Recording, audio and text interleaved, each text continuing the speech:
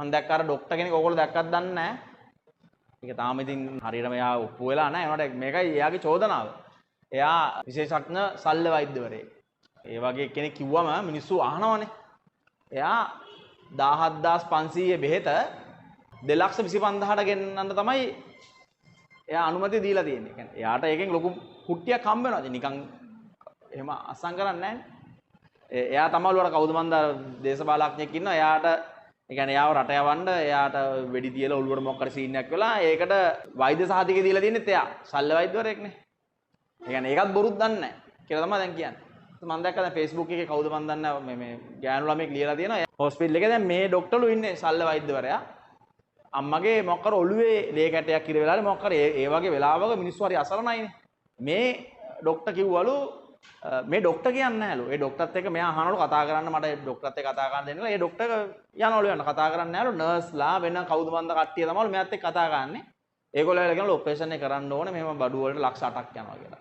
ඊට මෙයාට ඒ වෙලාවේ එහෙම තිබිලා නැහැ. ඊට පස්සේ එයා කාගෙද මන්ද අහපුවම තව දන්න ડોක්ටර් කෙනෙක් ගියන් එයා ගෝල අපු ඔච්චර යන්නේ නැහැ. ඔකට ඔය මෙන්න මෙහෙම තියෙන්නේ. මේවා මෙන්න මෙහෙට ගේන්න අපි කරමු කියලා. ඒ වගේ අවස්ථාවක එහෙම හොරා කනවා කියන්නේ හෙනම කාලකන්ණි. අරද උන්ට දෙන්න ඕනේ මං කියන්නේ අපි දන්නේ නැහැ ඉතින් හරියටම කවුරුත් කිව්වට ඒක ඉතින් හොයා ගනින්නේ ඇත්තටම කවුද වැරදි කියලා.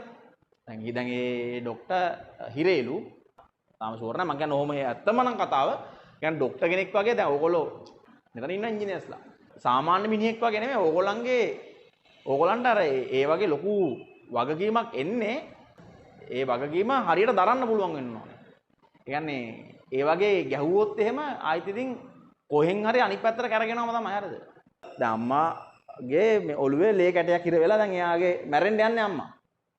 මේක කිව්වම ලක්ෂ කියන්නේ දැන් එච්චර ගාණක් යන්නේ නැති එකක් නම් එහෙම ඒ මිනිස්සුන්ව එතෙන්ට පොළඹවන්න දැන් කිව්වම ගන්නවනේ මිනිස්සු. තියෙන ඉඩමහරු උගස් තියලා මට අත්දැකීම තියෙනවා දැන් තාත්තා නැති වෙනකොට මම තාත්තත් එක්ක හොස්පිටල් එකේ හිටියේ. මහරගම හොස්පිටල් එකේ. ඒකේ එතනම ඒ කියන්නේ ඒ අත්දැකීම එතන ගිහිල්ලාම බලන්න ඕනේ.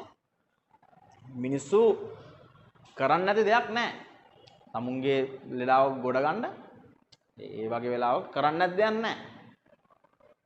තමුන්ගේ තියෙන හැම දෙයක්ම උගස් තියන්න විකුණන්න ලෑස්ති මිනිස්සු.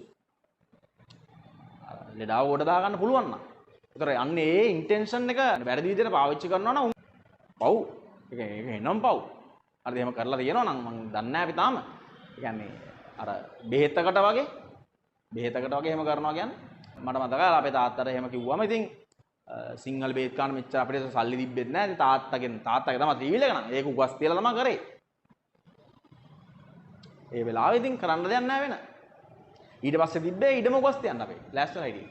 ඒක තමයි මම කියන්නේ දැන් ඔයාලට ඒ වගේ වෘත්තියකට යනකොට දැන් ඔයගොල්ලෝ ඉංජිනේරින් ඒ වගේ තැනකට යනකොට ඒ අදහස ඇතුව යන්න අර ඒකට තමයි කියන්නේ with මොකද්ද කියන්නේ with great power comes great responsibilities කියලා.